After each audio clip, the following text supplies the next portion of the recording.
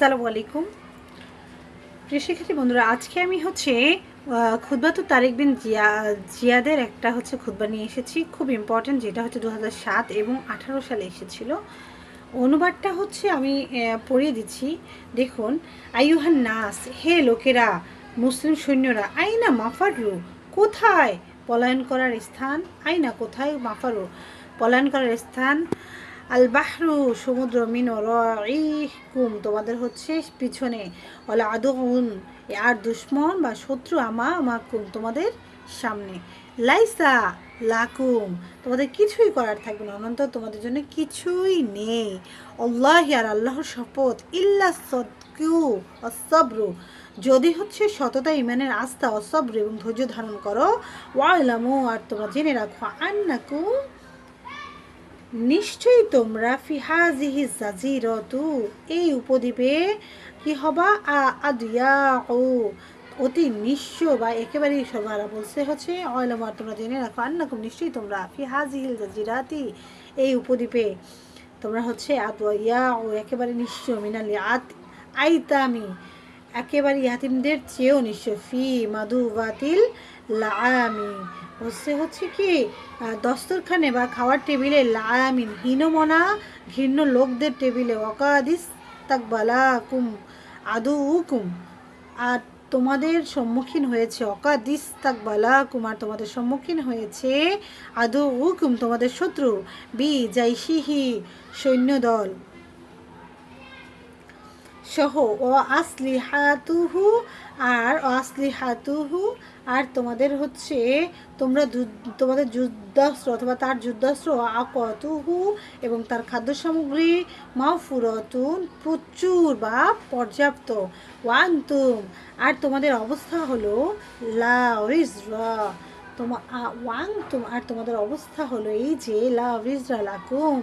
নেই তোমাদের কোনো যুদ্ধাস্ত্র, লা উইজরা লাকুম তোমাদের কোনো যুদ্ধাস্ত্র নেই, ইল্লা সুয়ুফুকুম কি নেই তোমাদের তলোয়ারসমূহ ছাড়া, ইল্লা ব্যতীত, সুয়ুফুকুম তোমাদের তলোয়ারসমূহ ছাড়া কিছুই নেই, ওলা আকওয়াতা আর খোরাকি নেই, খাদ্য সামগ্রী নেই, ইল্লা মা তাস্তাখলিসুনাহু তবে তোমরা জোরপূর্বক তা যা ছিনিয়ে নিবে, ইল্লা তবে,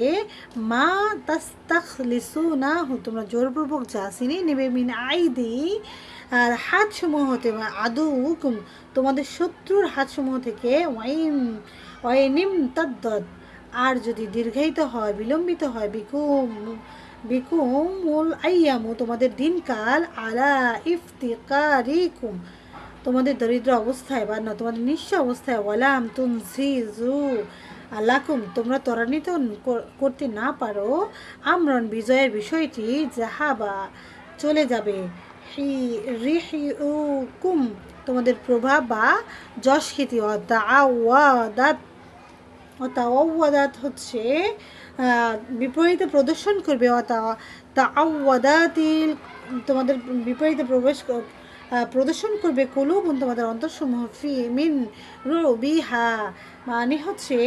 উহাদের ভয়ভীতির স্থলে, মিন রুবিহা মানে উহাদের ভয়ভীতির স্থলে, মিনকুম তোমাদের,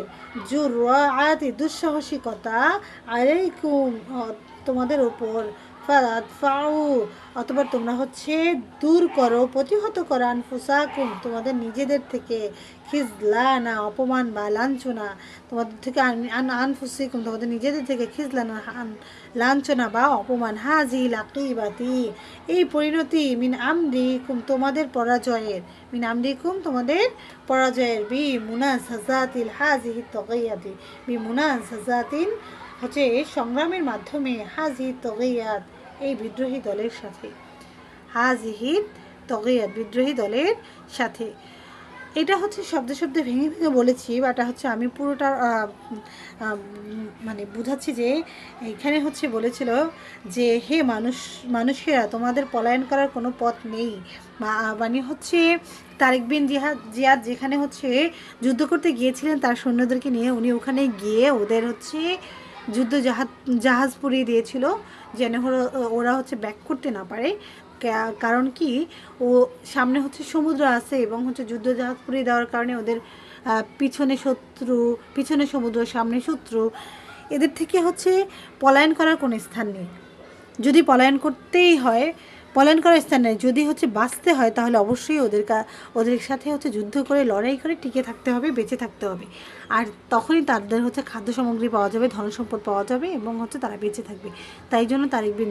জিয়াদ এই কাজটা করেছিলেন, যে হচ্ছে যুদ্ধ জাহাজগুলো পুড়িয়ে দিয়েছিলেন। তাই জন্য বলেছিলেন, হে মানুষেরা, তোমরা পলায়ন করার, তোমাদের কোনো পলায়ন করার পথ নেই, তোমাদের পেছনে সমুদ্র, তোমাদের সামনে কি শত্রু। আল্লাহর কসম, আল্লাহর শপথ করে বলছি, এই মুহূর্তে ইমানের আস্থা এবং ধৈর্য ধারণ ব্যতীত তোমাদের আর কিছুই করার থাকবে না।